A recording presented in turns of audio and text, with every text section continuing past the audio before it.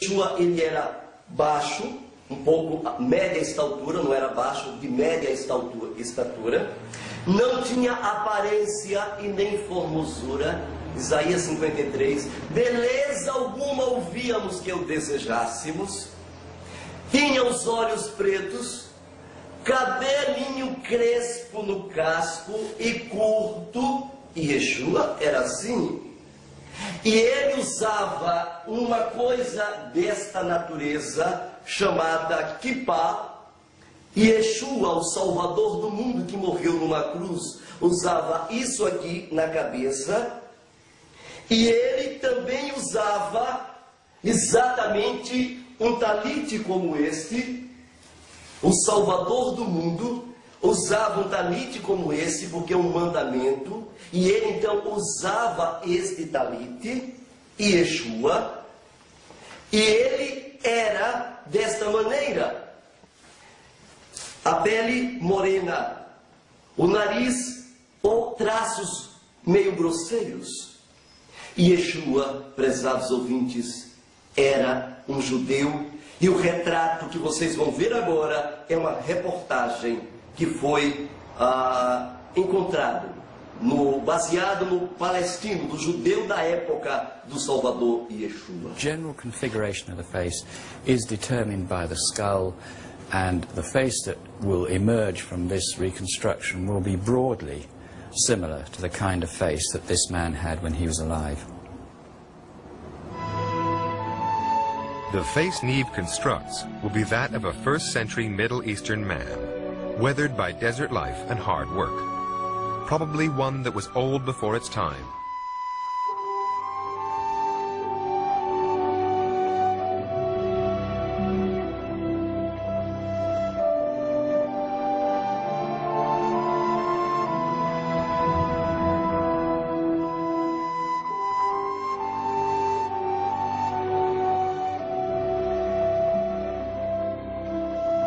Em contrapartida, Jesus é diferente. Jesus, ele tem cabelos longos, estatura um pouco alto. Jesus tem os olhos verdes. Jesus, cabelos longos e loiros. As vestes de Jesus é aquela veste romana.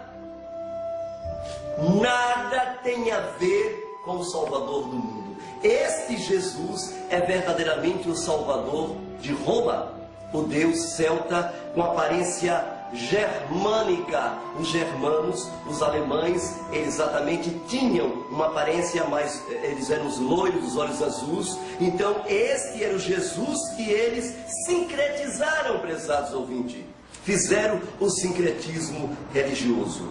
Alguns então, para provar as suas discrepâncias em relação a tudo isso, eles dizem: ah, não, mas nós na verdade sabemos que foi a língua grega que é a língua do Novo Testamento. Prezados ouvintes, prestem bem atenção agora. Foi encontrado em um sítio arqueológico a carta hebraica mais antiga, em Viena, e saiu no Jornal de Israel, lá em Jerusalém, informando que as cartas do apóstolo Shaul foi encontrada. E vocês sabem em que língua está? A língua que foi encontrada, as cartas do Novo Testamento, foi encontrado em aramaico e hebraico. Não está no grego, prezados ouvintes. E estas cartas atualmente estão no museu, à disposição do público. Inclusive no jornal, ali estava uma forte crítica aos evangélicos que diziam: e aí, evangélicos, vocês que diziam que o apóstolo Shaul nunca escreveu no hebraico, e agora? Então, prezados ouvintes, alguns historiadores, PhDs, pastores, eles dizem: os manuscritos mais velhos são gregos. Bem, queridos, eu nunca vi salvação vindo dos gregos. Os escritos hebraicos achados numa caverna pelos beduínos provam que as escrituras que lá estava do Novo Testamento, da Segunda Aliança, do hebraico e aramaico, estavam em hebraico e aramaico e não no grego. Algumas cartas em grego foram traduções posterior. Outro argumento que eles usam é dizer: mas as citações gregas do Novo Testamento são da Septuaginta do Velho Testamento. Veja, prezados ouvintes, que atualmente descobrimos que a principal tendência do Novo Testamento grego veio do hebraico e o aramaico. O próprio livro de Mateus, o próprio Jerônimo confessa que está em Cesareia até o dia de hoje e foi escrito originalmente no hebraico. Falar que o texto veio da Septuaginta não prova e não significa que veio de fato da Septuaginta. Cópias hebraicas do livro do Velho Testamento, da Primeira Aliança, encontrado nos rolos do Mar Morto, não se harmoniza com a Septuaginta, mas sim com os manuscritos hebraicos. Outros PhDs dizem: testemunhas escolados, homens de grande inteligência de outras igrejas, PhD, disseram assim, que veio do grego. A resposta é simples. Eu quero dar uma resposta simples para as pessoas que pensam assim. Que outros PhDs escolados também disseram que o Novo Testamento foi escrito de fato em hebraico e aramaico. Outros dizem: Lucas era grego. E isso implica que ele escreveu em grego? Nós sabemos que Lucas era siríaco de Antioquia. Isso está escrito no livro de Eusébios, História Eclesiástica, parágrafo 3, frase 4, quando diz claramente que a linguagem nativa do siríaco era o aramaico. Eu gostaria de falar para vocês que outros dizem: Lucas e Atos foram escritos em grego, chamado Teófilos.